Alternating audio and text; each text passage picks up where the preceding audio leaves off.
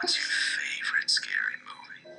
Oh, come on, you know I don't watch that shit. Why not? Too scared? No, it's just what's the point? They're all the same. Some stupid killer stalking some big-breasted girl who can't act, who's always running up the stairs when she should be going out the front door. It's insulting. The girly run trope seen in film and TV is a type of gait given to feminine characters, whether they be actual women or men feminized for humor. In its most pure form, the girly run is characterized by the upper arms being held close to the body as the hands are held upright in a gentle clasp. The back remains straight up from hips to shoulders rather than bent forward into the run. The thighs are often held together while the lower legs windmill out, making the character look pigeon-toed or knock-kneed.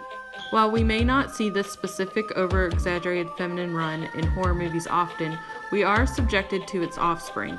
A variant of the girly run includes the wildly flailing arms some of the less loved women of horror are given. Additionally, the girly run trope is often a precursor to the broken heel trope, as the unrealistic way of running is a perfect setup for a broken heel or fall.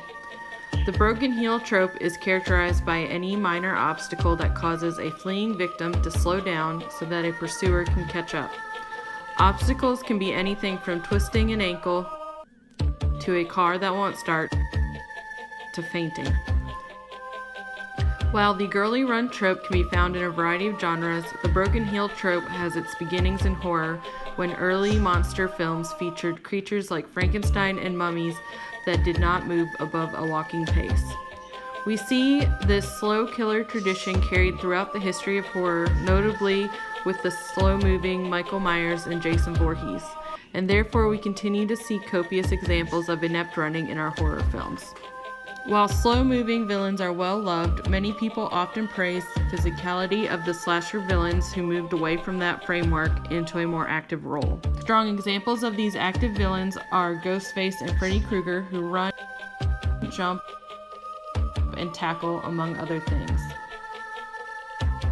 Why is it that their physicality, which involves stumbles and falls, is praiseworthy, while the physicality of these poor runners are deemed ditzy and even cringeworthy? Both flailing attempts, whether it be a killer's attempt to capture or a victim's attempt to flee, involve passion, either a passion to kill or a passion to live. Perhaps we as an audience are trained by our knowledge of past horror cliches to concentrate more on the silliness of Hollywood's manufactured feminine run than on the strength a character is given just by her will to survive despite injury to her body. While I have found myself becoming increasingly defensive of the girly girls of horror over the years, I understand why many women horror fans continue to push them away. Terrible running being synonymous with women characters in film feeds into the stereotype that real-life women cannot be as athletic as men, which is untrue. However, severing ourselves from feminine stereotypes in an attempt to push back against the one-dimensional attitude the film industry has towards women characters is often a thankless task. Even when women characters are given strong abilities and talents, films often find a way to remind us of their positions as women, usually through sexualizing them. Of course, we should not give up the fight for well-rounded women in our films, but that doesn't mean we can't breathe new life into women characters of the past by reclaiming the faults that they have been hated for. Being a bad runner does not make these characters weak. It means that they fought to survive despite knowing they couldn't run for shit.